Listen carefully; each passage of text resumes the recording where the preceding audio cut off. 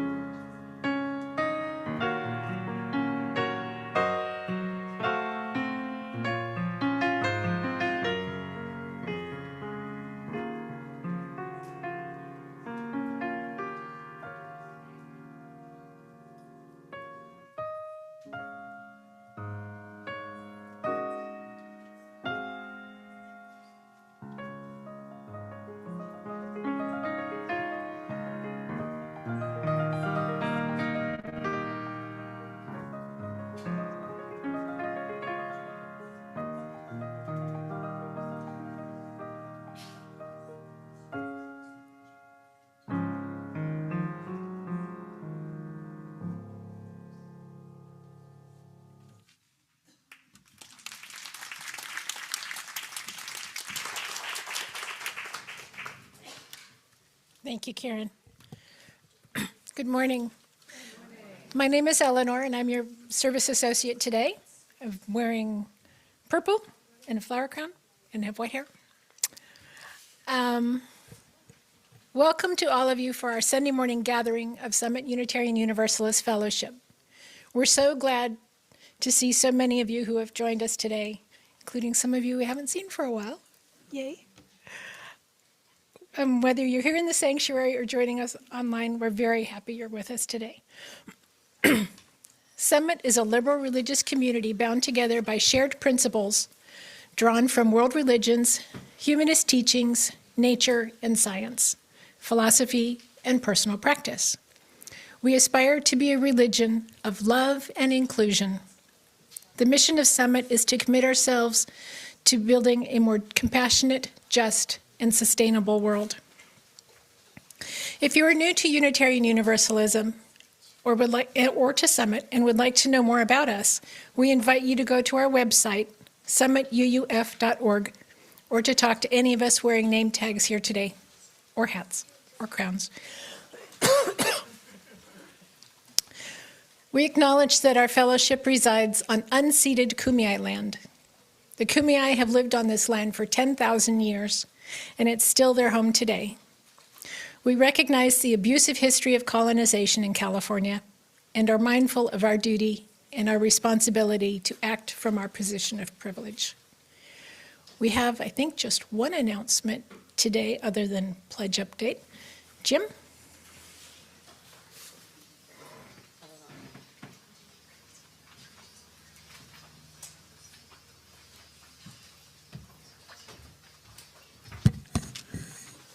Good morning. Glad to see everyone here today, especially in their colorful hats.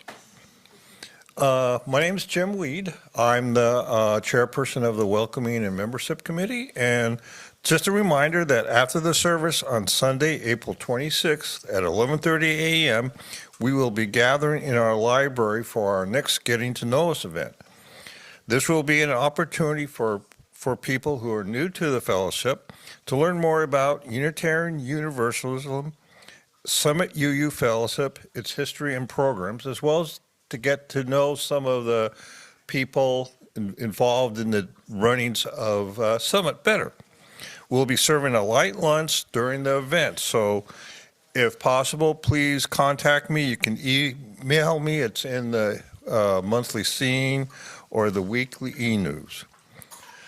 Also, I have more of the permanent name tags that people have been ordering with me, and after the service today, I'll be distributing them in the salons. So if you've ordered one, come see me, and hopefully I have it with me today. Thank you.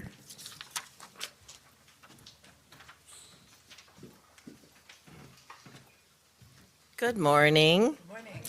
My name is Mary. I'm your Director of Religious Exploration.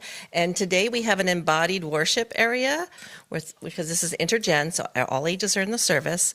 What is embodied worship? Doing something with your hands, doing something creative. So adults, everybody is welcome to go grab some things. You can take them to your chair. You can sit around the table with the kiddos if you want.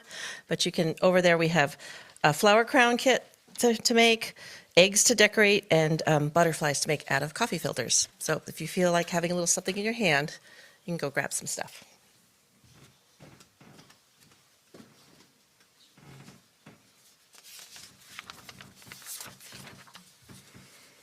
Okay. Now I'm going to give my testimonial. Summit is my 6th UU congregation, my 3rd as an adult. In the mid-1980s, I moved to San Diego from Santa Barbara, based on meeting 6 people from First Unitarian Church of San Diego at the week-long leadership training school of the Pacific Southwest District of the Unitarian Universalist Association. That's a mouthful. Moving here was the best move I ever made. I attended First Church and served as the assistant to the DRE with a program of 200 children and 100 middle and high school youth. It was also where Jim and I met. Jim grew up there, and we were married. During this time, I also met Reverend Ned White, Summit's first minister, working together on some San Diego Cluster and Pacific Southwest District committees. Then, in the late 1990s, the unimaginable happened. Our first son died 3 days before his due date. While in the hospital awaiting the birth, we called our First Church ministers, who were not available. I called Reverend Ned, and he showed up. In the months that followed, I started attending Summit at the lodge. My brokenness was welcome. At that time, Jim had a job where he was working Sundays, and the silence at home was deafening. 2 years later, Lucas was born, and 2.5 years after that, Abby joined us. When our kids came along, you could count on one hand the number of children born to cemeterians. Preschooler Lucas became friends with little Nick Orr. After Reverend Ned left, we returned to First Church during the interim. Our kids attended the Unitarian Cooperative Preschool on that campus during the week. On Sundays, the kids joined the RE classes in their preschool classrooms. For me, First Church of nearly 1,000 members was feeling way too large. And having been away for several years, I felt disconnected from anyone and anything during coffee hour. The kids and I returned to Summit then when the next minister was called. The kids had fun in RE, with Lucas reconnecting with Nick. During that first service, I was singing hymns with Nick's mom, Katie, with tears leaking down my face. As Roland said a few weeks ago, I was home, and it felt so good. On our way home that day, I asked Lucas and Abby, as neutrally as I possibly could, which church they would like to attend. Without hesitation, they both said Summit. I am very happy that Summit is my spiritual home, where my beliefs can evolve and expand as I explore new ideas of spirituality. I treasure the people here. It's a 38-mile round trip for us to come here each week, and it's well worth the drive. I treasure our shared values of Unitarian Universalism with love at the center. Our world needs more love, and our world needs us and what we have to offer. Tom?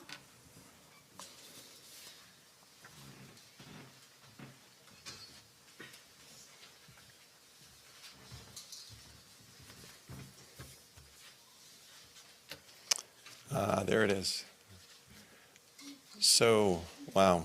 Once again, that's hard to add anything to, but that's the reason why we decided to call our this year's Pledge Generosity campaign Summit Love, because at the heart of it, that's why we're here, and it's why we give what we do, our time, our talent, and our treasure.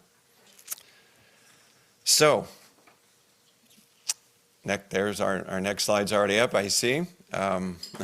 When last on this subject, a week ago, we were at about 62%, and I'm happy to say that we're at just a slight bit over 71% right now, which is awesome. So we're well past the halfway point, and in technical terms, we are at what you might call the "hey, we might possibly get there" phase. So thank you all truly. Those of you who have pledged so far, you're the ones who have gotten us to 71% toward our goal. It matters, obviously, because we couldn't keep the wonderful staff that we have, we couldn't keep the lights on or anything else that we do without, it's just the messiness of money and having to talk about it once a year like we do. For those of you who might be here for a first time, we really don't talk about money much here. We really don't. In my 50 years of religious communities, I've been at churches where they talk about money a lot. And believe me, we do not talk about money a lot, but you just happen to catch us on a Sunday where we are. And the good news for those members and friends who have not yet pledged is that it only takes a few minutes. And it's not any kind of a paper marathon. It's just your best estimate of what you can give so we can plan and sustain our community for another year. So if you're waiting for just that right moment to fill out your pledge, this is your weekly little friendly nudge. This would be a great moment to do it, and we've made it very convenient for you. We have a table set up in the greeting room. We'll have one in the salon. So do it today if you can. And please be a part of keeping Summit Love alive and visible. Thank you.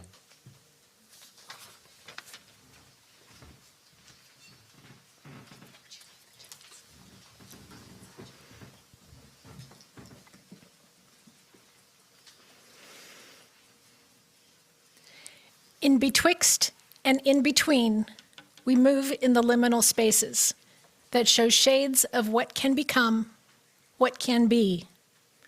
We light this chalice as a symbol of courage to move into that time of this and that, and not this and not that, with patience and faith and love and hope that this time will pass, like the sun that moves in between rising and setting, reminding us that beauty resounds in the betwixt and between.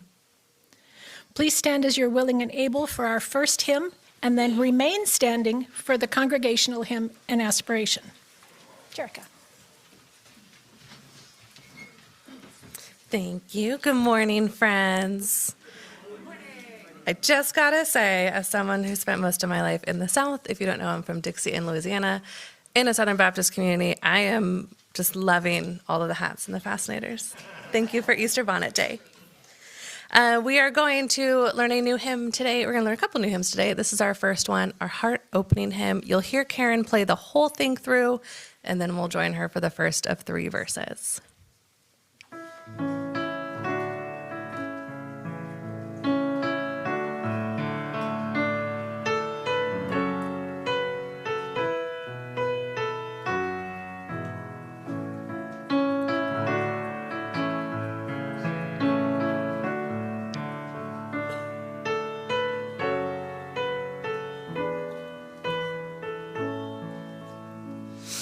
My heart is open, open wide to the song of the earth. My heart is open, open wide to the song of the earth. My heart is open, open wide to the song of you. My heart is open, open wide to the song of you. My heart is open,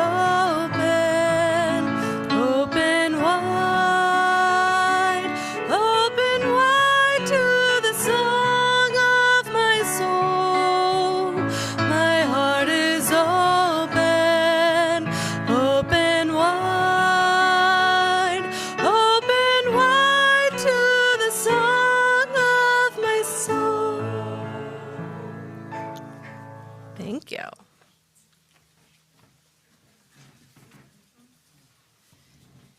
Now, if you'll join us for our congregational hymn.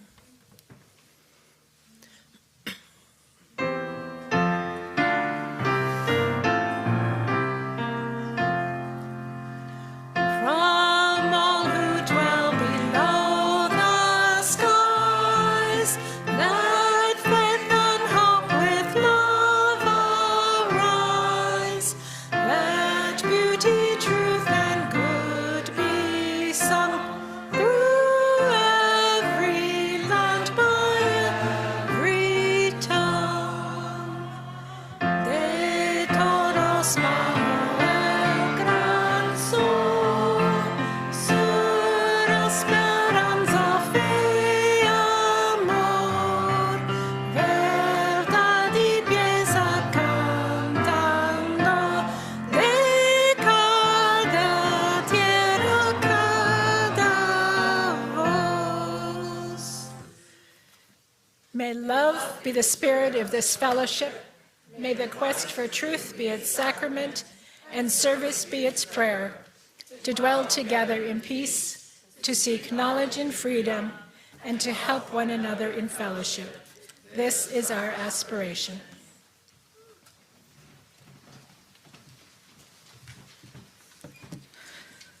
Good morning, everyone.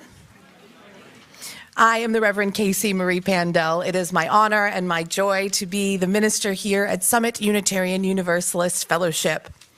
Whether it is your first visit or your 5,000th visit, you are whole, you are holy, you are loved, and you are so welcome here. I am a 36-year-old woman with shoulder-length teal hair, wearing a white floral dress, a black stole with the phases of the moon, and thank you very much to Stacy Sasaki, a fabulous tan wide-brim hat for today's Bonnet Sunday. Our reading today are words from the Reverend Tanya Marquez entitled "The Unexpected Sacredness of Things." She begins with a quote, "Nothing here below is profane. On the contrary, everything is sacred." It was one of those times in life when the wheel of life turned and I found myself in unknown terrain. I had made a difficult decision that was still painful despite the fact that it was my choice. After leaving a place that had meant a lot to me, I found myself immersed in the fogginess that sometimes comes from the in-between spaces. A week into this liminal space, I received an invitation to participate in a small business market in my city. It was a space offered through a Mexican organization, and the day of the event was only a week away. I spent the entire week getting ready for this event, making candles, preparing loose incense, putting together self-care ritual kits. This mindful work created a silence within me that unexpectedly allowed me to process a lot of what I was feeling. I felt saved by this holy work of giving all of my attention to the things that were right in front of me. The event was like no other I had been to. I felt welcome and in community as soon as I arrived. I met my neighbor sellers, rejoiced in the music the DJ was playing, and felt a great sense of pride for being a part of that event. Then, right before the market was officially open, we, all of the vendors, were invited to join a circle to bless the day and open the market. This ritual and sense of reverence was so unexpected.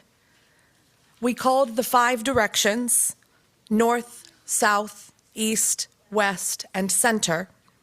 We received a blessing with copal incense and felt a deeper sense of connection and community with the strangers that were now becoming familiar.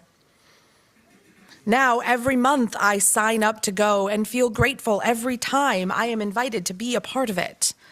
My teenage daughters also found a place here for them, either helping me or volunteering with the rest of the event.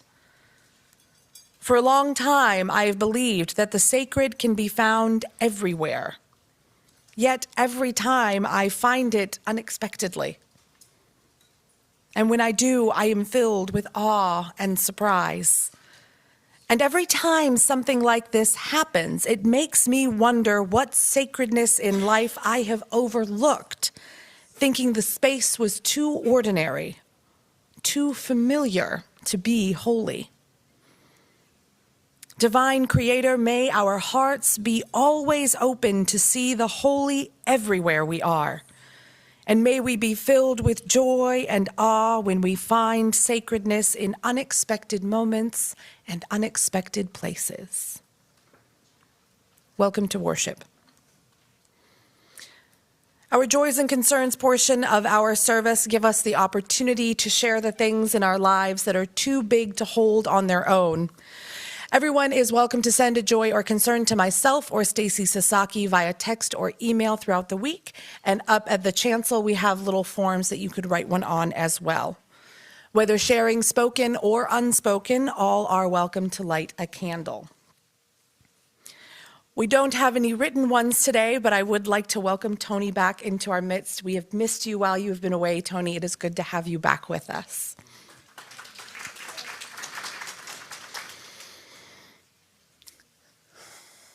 Spirit of life and love, all that is known and unknown, that which is familiar, that which is unknown, that which feels too well known to be holy, and that which always is.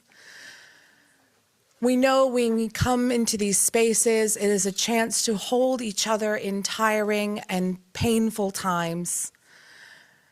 It's a chance for us to uplift the joys that help make life worth coming together for, and it is a time for us to relish everything in between. We know there are many things not shared today, both joyful and painful, and we know that we hold them in this space together. We know it's hard to look towards a future when it feels like everything is so wrong. So let us sit in this space of liminality, this holy uncertainty, as we look forward to the next thing together.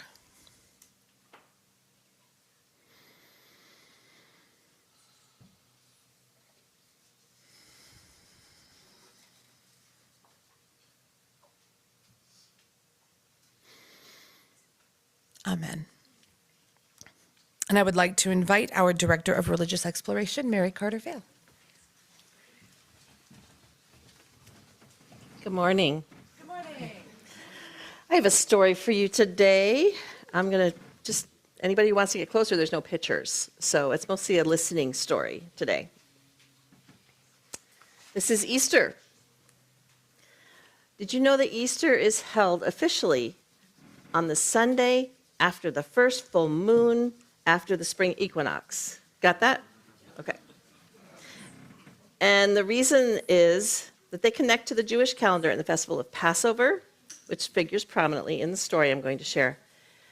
Also, coincidentally, Eostra is the Germanic goddess of spring whose totem animal is the rabbit, and she brings the cosmic egg of rebirth every spring. So a lot of these things got mushed into what we celebrate now. But here's the story of Easter from a UU perspective. Every year, Jewish people celebrate Passover with a big feast called a Seder. At the time of this story I'm telling, almost 2,000 years ago, many Jewish people would go once a year to Jerusalem to celebrate Passover. And in the particular year when this story happened, one year, there was someone going to Jerusalem who said such amazing things and did such wonderful things that people followed him wherever he went. His name was Jesus.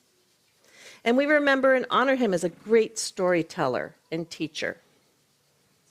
And as Jesus traveled to Jerusalem, crowds of people came to see and hear him speak. And he told exciting new stories that helped people think about things in a different way. Even the little children wanted to hear those stories. Now, some of Jesus' friends didn't like it when the little kids kept coming up to Jesus and wanting him to talk to them. They said, "Don't bother Jesus, he has work to do." But Jesus said, "Let them come unto me." It is always the children who teach us. If we could all be like children, the world would be a better place. So when Jesus got to Jerusalem, he went to celebrate Passover at a Seder with his 12 friends who are called disciples. They had matzah and bitter herbs, salt and water eggs, and all the special Passover foods. They prayed for freedom and for peace. And that Passover Seder that Jesus held is called the Last Supper, because unfortunately, Jesus died soon after.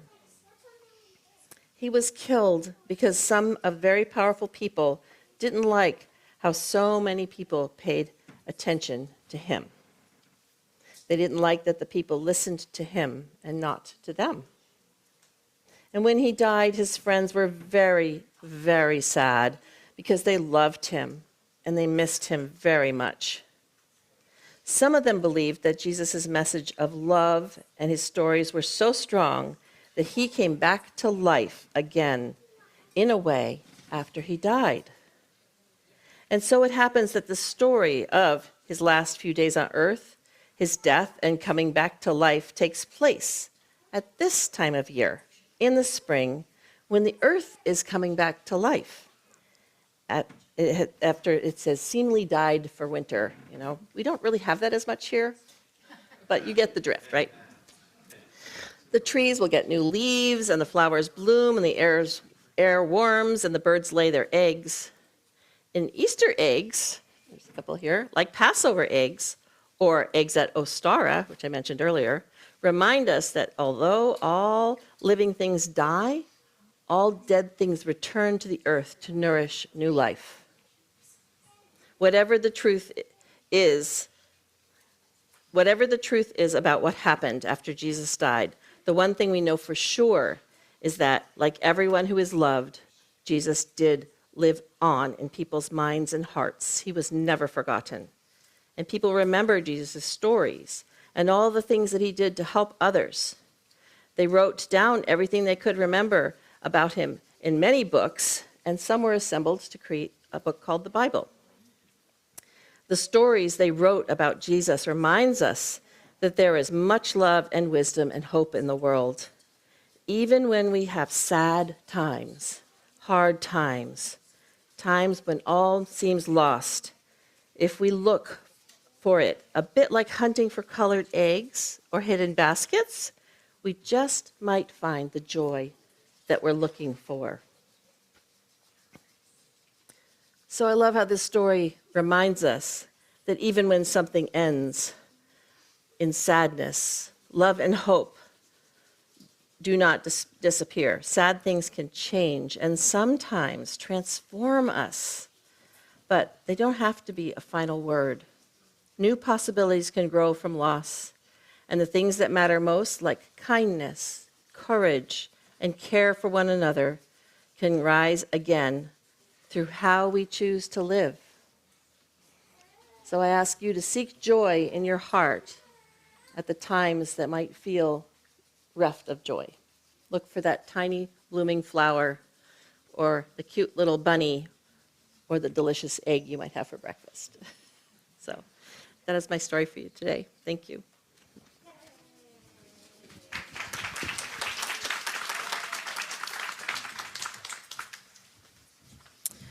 We are going to learn a new children's hymn that came out of our new Sing Out Love hymnal. Can we get Go Your Own Path, or Go Your Path? Thank you. We're going to sing it twice through. Again, Karen's going to help introduce it. You're going to hear the whole thing once, and then we'll join her.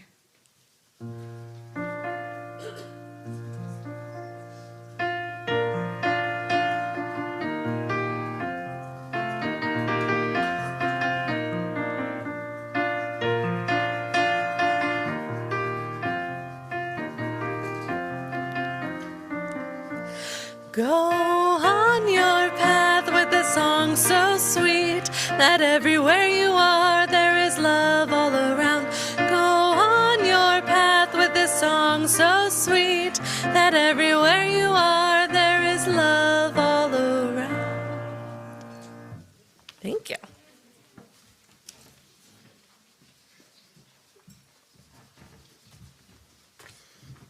Oh, that was really good. That was a good one, Jerica. Thank you. We have two things coming up that are going to kind of be sandwiched together. So before it gets a little hectic, because it might get a tiny bit with one of the things that we're doing, let's take a big, deep breath together. And that's how I know none of you breathe. Our meditation today are words from Rachel Hayes entitled Easter Alleluia. Alleluia. Alleluia to this tricky spring weather, to stories older than any of us, to that confusing empty tomb. Alleluia in every blessing, in every bite, chocolate smeared and sugar high. Alleluia bursting from the earth like tulips, in the warming of our hearts, to love that cannot die, to communities that hold one another in care, to being braver than we knew possible.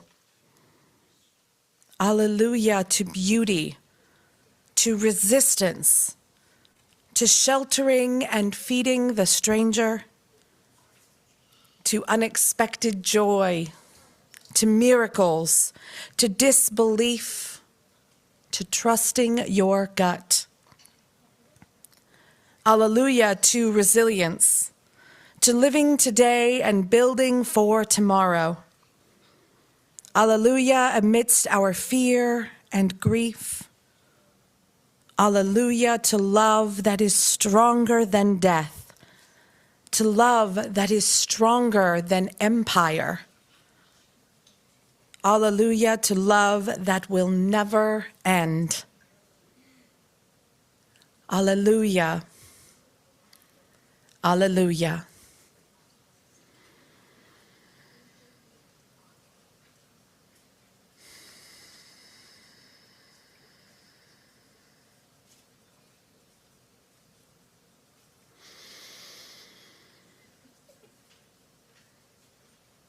Alleluia and amen. Mary, would you like to come help me with our next portion? Sure.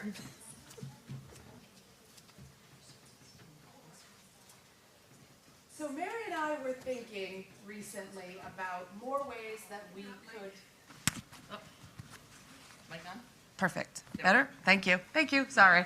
I got a little overzealous. So Mary and I have been thinking, as we often do, about different ways to bring embodied worship, other ways to bring you all into the service without just sitting there and listening to us tell stories. So today is one of those days. Once upon a time at my first, well, really the only, my home church, we did angel cards. And angel cards were a word of blessing that we were given. For no reason, we were just encouraged to come up and pick one. But we didn't love angel cards. We wanted something a little more summit. Yeah. And we managed to find something that we're really excited about. So these are Forest Friends cards. And each card has a beautiful art on it of an animal. This one is the snacking squirrel. And the wisdom from the snacking squirrel is simple pleasures.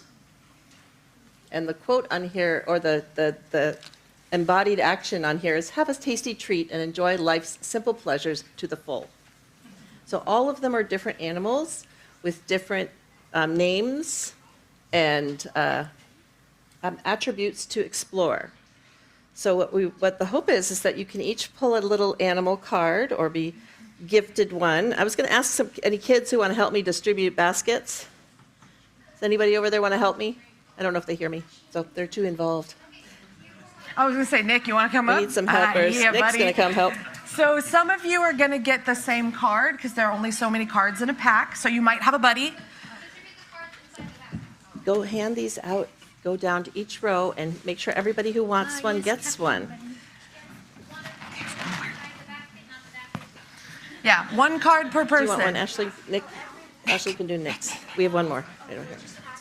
Just give everybody one card. If they have, you only get one per person. So if we could get a little bit of music, thank you. Do a blessing.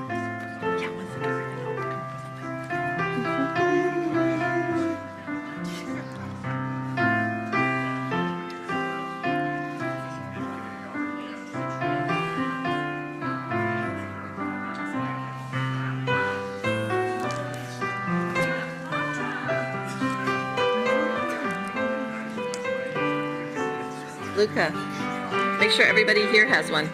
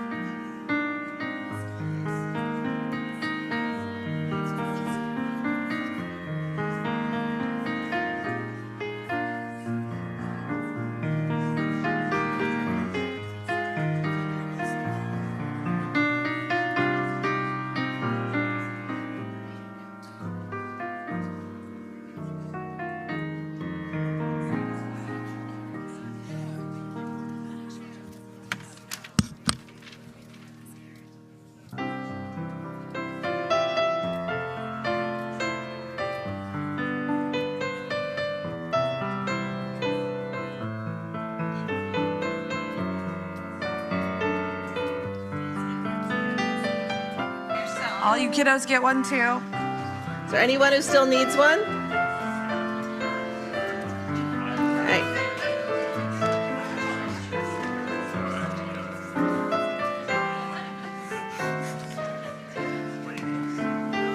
Of course I got the dog. Yeah, the dove. Thank you, Karen. Thank you. So before I bless these, Mary, do you want to tell everyone a little bit about what we were thinking our hopes for these cards were? Our hopes were that these could just bring you a little deeper contemplation, like a little blessing, something that maybe you hadn't thought about, or something to add to what you're feeling in your heart, like to dig a little bit deeper. And I thought animals were a beautiful way to get blessed. Now, it might be a little wooey for some of you, and Mary and I get that. We're wooey. I'm wooey. We like to think that these are the cards that you needed this week, that the universe gave you these cards. If that kind of thing just makes you roll your eyes at us like, oh my gosh, Casey, Mary, what are we doing? That's okay. At the very least, please accept this as a gift of love from us, because there's some really beautiful artwork on here. And maybe you look at this word that you get and it doesn't make sense to you, and that's okay. I got home-loving dog. So I promise that wasn't intentional. That was the card I was handed. So some of you may find that it's something very close to you. Some of you may find that maybe it brings up something that's a little hard for you. We're encouraging you and inviting you to meditate on this and bring it into your life this week. So go ahead and hold this card in between your hands and close your eyes and take another big deep breath. May these cards bring you curiosity. May these cards bring you joy. May they bring you a story or a wondering. May they bring you peace. When you look at these cards, whether they are a gift from the universe or a gift from Summit, know you are so loved. Know that this is just one moment on our journey, and know that this is a reminder of our walking along the road with you, or skipping, or rolling, or Frolicking. however we journey together.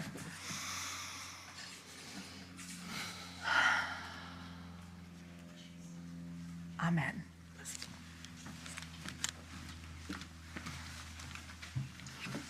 I am going to take the bonnet off for preaching so that the camera can see my face. I hate taking it off because it's so cute. Holy Liminality Batman. And I know some of you are looking at me going, Reverend Casey, you're not old enough to get that joke. Joke's on you. Yes, I am. I actually got told once at a previous job that I was way too young to understand that, as if my parents didn't grow up watching it. In either case. So if you have ever made an appointment with me on Calendly, which a handful of you have, there's a little note on my calendar that says, please give me a brief description of what the content of our meeting will be so I can best prepare. I'm going to let you all in on a little secret. That's more for me and my anxiousness than it is for any of you. Because if I don't know why someone is coming to see me, call it millennial guilt, I don't know, but I tend to get a little anxious. I think to myself, oh God, what did I do wrong? It's like when your parent calls you like by your full government name when you're a kid. Same kind of feeling I get sometimes. So this is my way of making sure that I can show up completely for whoever is coming to meet me. So when people say, Reverend Casey, can I make some time on your calendar? I smile and go, yes. What would you like to talk about? So I'm not freaking out for a week beforehand. I know that's a me problem. And I think of that as a really small microcosm of what liminality is. Is that a new word for anyone in the audience? Love that. I love bringing new concepts to you guys.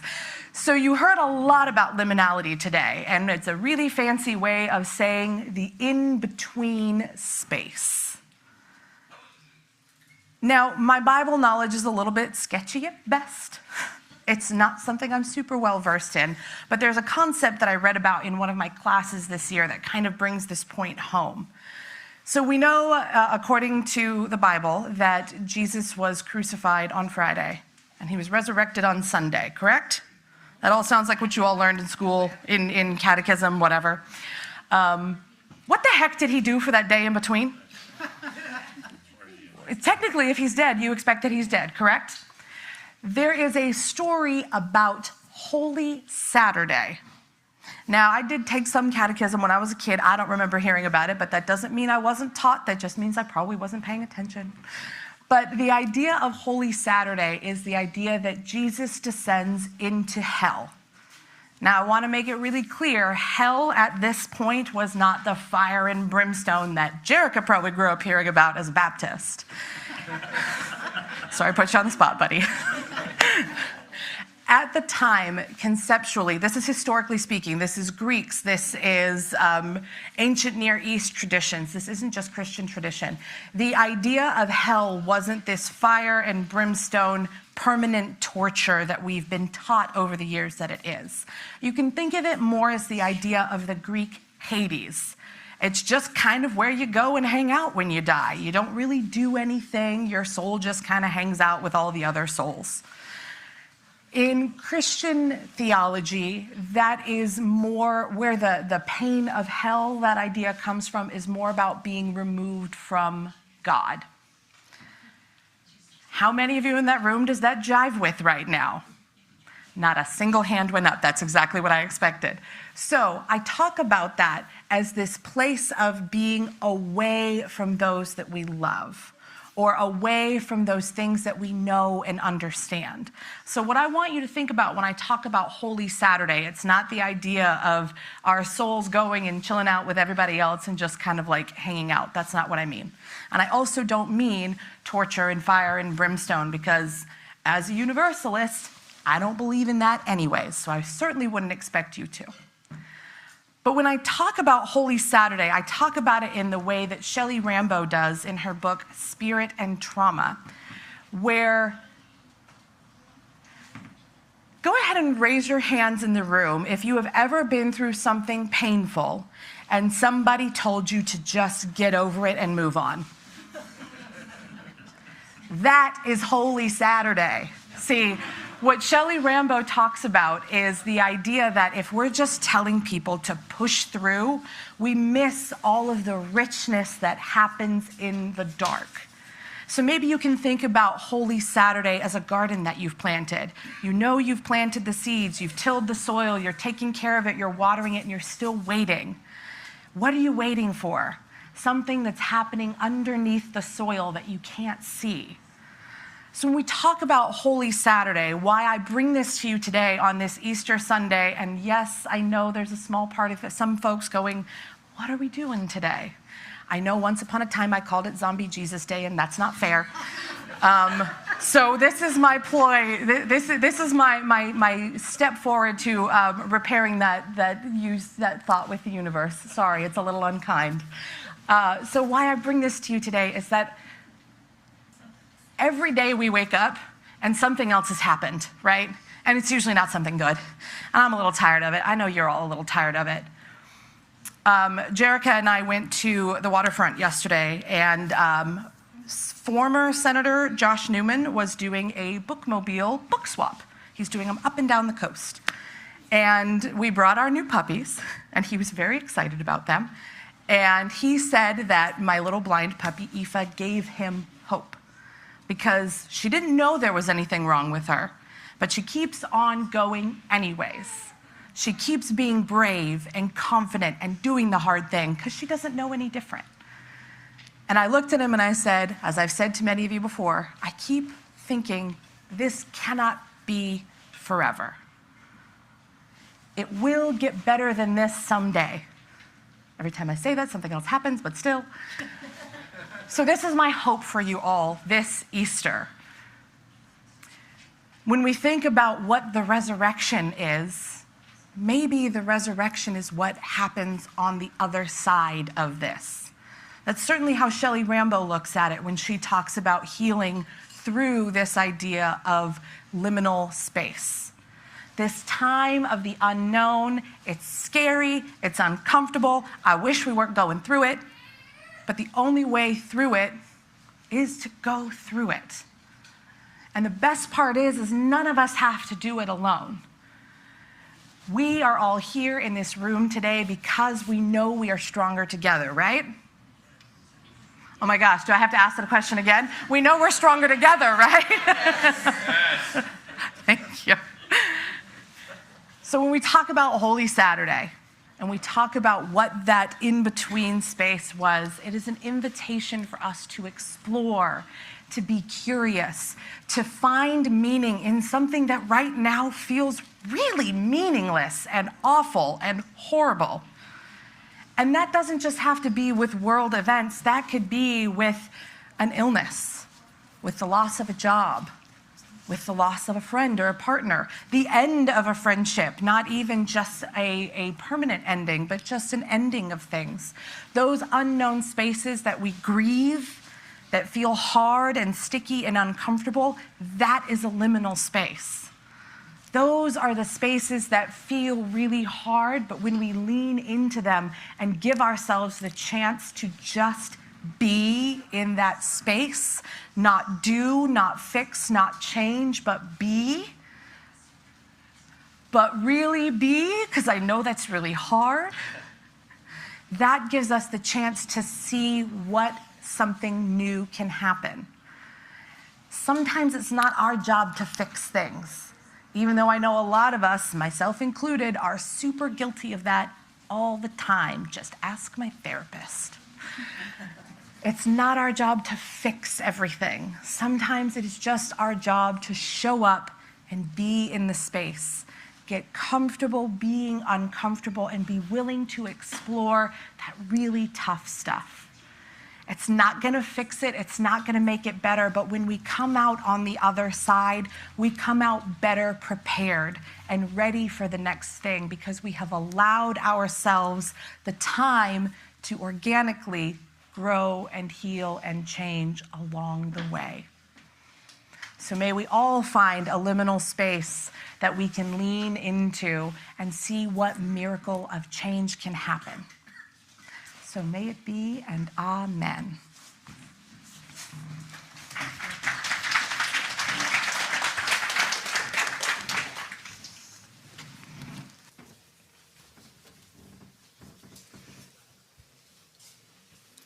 We are a fellowship supported entirely through the generosity of our members and friends. We appreciate our faithful pledgers who keep up their monthly contributions. If you would like to support Summit today, our ushers will come around to collect your donations, or you can use the QR code in your order of service to contribute from your phone. For those of you online, the link can be found in the chat box, as well as the virtual order of service. Please select the Sunday plate option to allocate your donation to the appropriate account.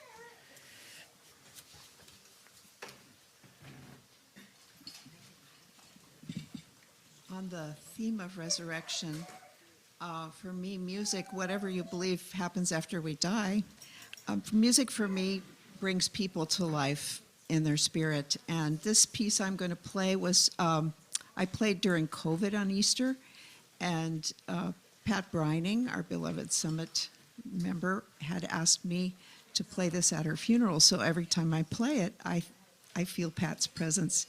And I'm sure this piece also has some connotations for you that hopefully can resurrect people in your spirit. Thank you.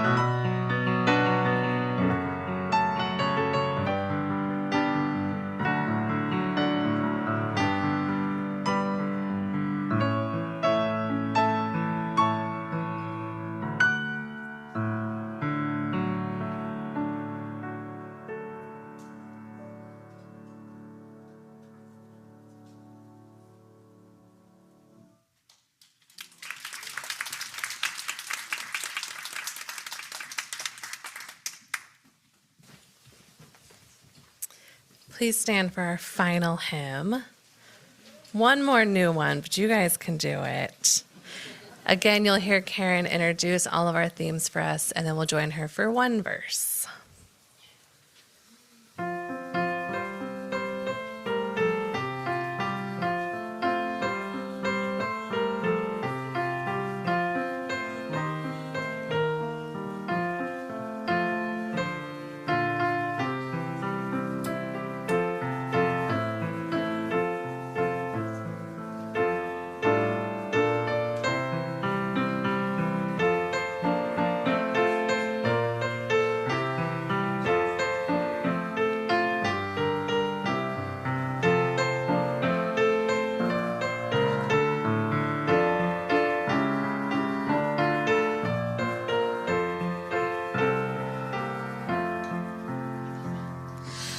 Under snow the earth is renewing after frost. The flowers are blooming over time, and beyond doubt all is new again. After loss our hearts are grieving, under stars the soul is healing over time and beyond doubt. All is new again. Listen and you'll hear the call rising over all. Awake, arise again, renew, revive again, return, oh return again. Always changing, always saying, all is new again.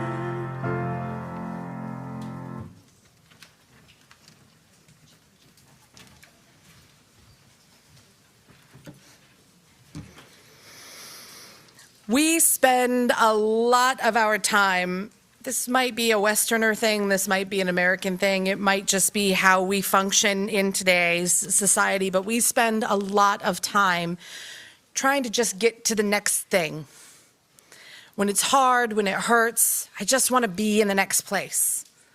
And even sometimes when it's good stuff, we're so interested in what's happening that we don't sit and relish it.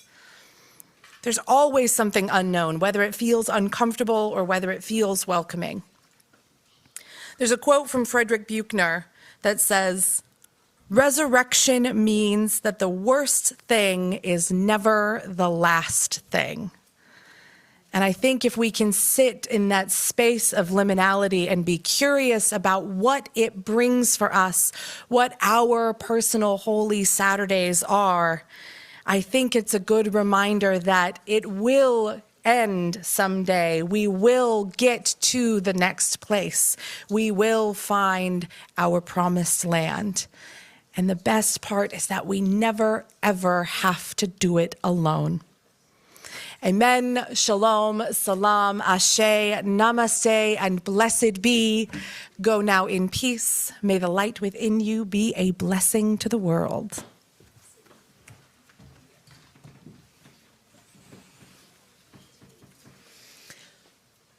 Following extinguishing the chalice, we'll have our closing circle song and then a 5 to 10 minute break, during which time the young adults are going to hide Easter eggs for the littles, and the littles can wait in here so they don't know. And then when we're ready for community gathering to start, the littles can go to the tree outside the salon for instructions. We extinguish this flame, but not the light of truth, the warmth of community, or the fire of commitment. These we carry in our hearts until we are together again. Please stand and join and create a giant amoeba for our closing circle song.